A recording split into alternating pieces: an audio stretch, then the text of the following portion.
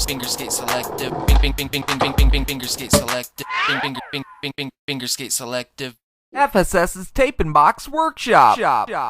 What up, everyone? Welcome to today's Tape and Box Workshop. So, my idea for today's obstacle, a street spine. Now, I know that sounds weird, but I got the idea while I was eating Pringles. At first, I wasn't planning on using another can. In the last Tape and Box Workshop, I also used a can. It was bigger around, but yeah. But when I was looking at this can, it really gave me a good idea. Plus, it's really long, and that'll make the obstacle really long, so that'll be pretty cool. My idea was for like a really low, long street spine. So basically what I'm going to do is cut the ends off. I'm going to cut it in half, turn the halves around, and make a little spine. Should be pretty simple. That's what I'm thinking anyway. So, things you need. Pringles can, or any round can. Just because I'm using a Pringles can doesn't mean you have to. As always, packaging tape, snippers, and a very sharp X-Acto knife. Remember, if you're using a knife, be very, very careful. If you're using a knife, be very, very careful. So the first thing I'm going to do is cut the ends off, top and the bottom. Here we go.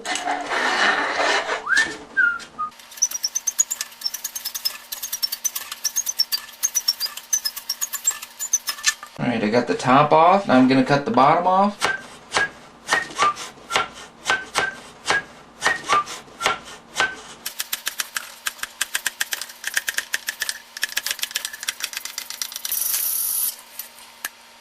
Alright, so there's what we got so far. We got the top and the bottom off. First thing I'm going to do is try and cut it exactly in half. I'm going to use the line on the side of the nutrition facts just as a guide to help me keep it straight. Then I'm going to try and cut exactly along the other side. Then we'll go from there. So let's cut this in half.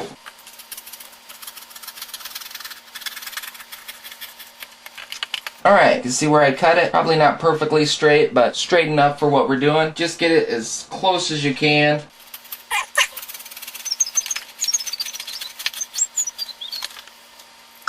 Alright, so here we go. All I did, just to recap, is I cut the top and bottom rings off, then I cut the can in half. I'm going to go ahead and cut these halves in half, and then we'll go from there.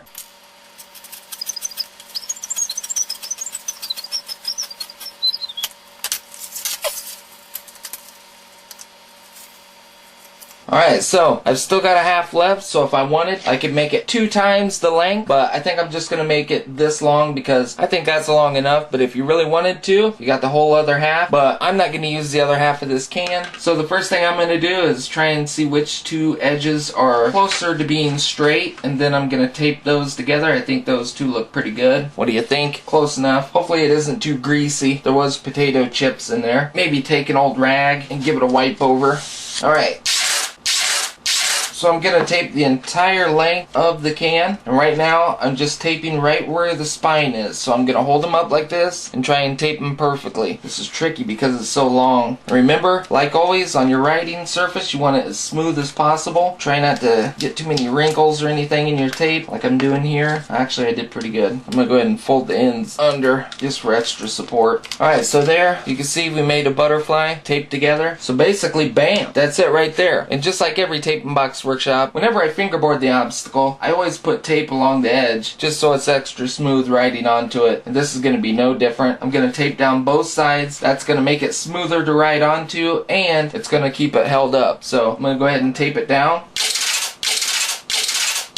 Try and keep it smooth.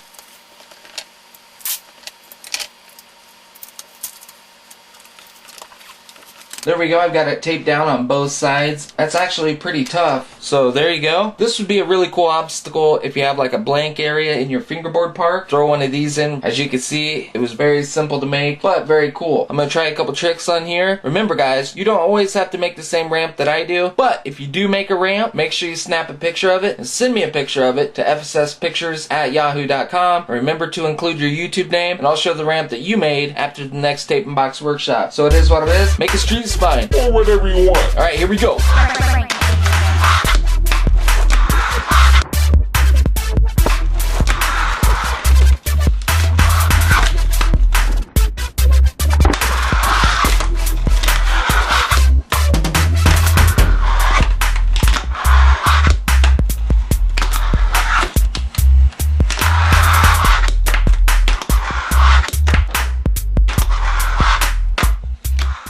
height, not too bad, I guess. It's kind of low. You might want to use a bigger can, but It is a cool obstacle. and remember, homies, like I said, you don't always have to make the same kind of ramp that I do. Make anything you like. Just remember, after you make it, snap a picture of it, send a picture with your YouTube name to FSSPictures@yahoo.com, and I'll show it after my next Tape and Box workshop. And speaking of ramps that you guys made, Let's check out your ramp.